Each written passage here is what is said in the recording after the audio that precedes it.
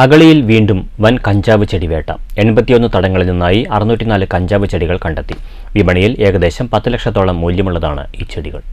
അഗളി മേഖലയിൽ എക്സൈസ് നടത്തിയ പരിശോധനയിലാണ് അട്ടപ്പാടി ട്രൈബൽ താലൂക്കിൽ പാടവയൽ വില്ലേജിലെ മുരുകള ഊരിൽ നിന്ന് ഏകദേശം 2.5 കിലോമീറ്റർ തെക്കുമാറി സത്യക്കൽ പാറയുടെ മലയിടുക്കുകൾക്കിടയിൽ നിന്നായി 81 തടങ്ങളിലായി 1 മാസം മുതൽ 3 മാസം വരെ പ്രായമുള്ള പല വലിപ്പത്തിലുള്ള 604 കഞ്ചാവ് ചെടികൾ കണ്ടെത്തിയത്.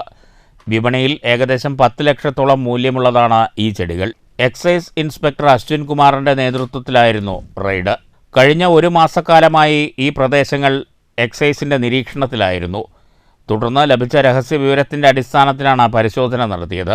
പുലർച്ചെ 6 മണിയോടെ വനം വകുപ്പിൻ്റെ കൂടി സഹായത്തോടെയാണ് റെയ്ഡ് നടത്തിയത്. സംഭവവുമായി ബന്ധപ്പെട്ട് Agali excise range office NDPS നിയമപ്രകാരം കേസ് രജിസ്റ്റർ ചെയ്ത് അന്വേഷണം ആരംഭിച്ചിട്ടുണ്ട്. പ്രതികളായി ഇതുവരെ ആരെയും അറസ്റ്റ് ചെയ്തിട്ടില്ല. സമീപകാലത്തെ ഏറ്റവും വലിയ കഞ്ചാവ് ചെടി വേട്ടയാണിത്. കഴിഞ്ഞ മാസം അഗളി റേഞ്ച് 436 കഞ്ചാവ് ചെടികൾ കണ്ടെത്തി കേസ് രജിസ്റ്റർ ചെയ്തിരുന്നു.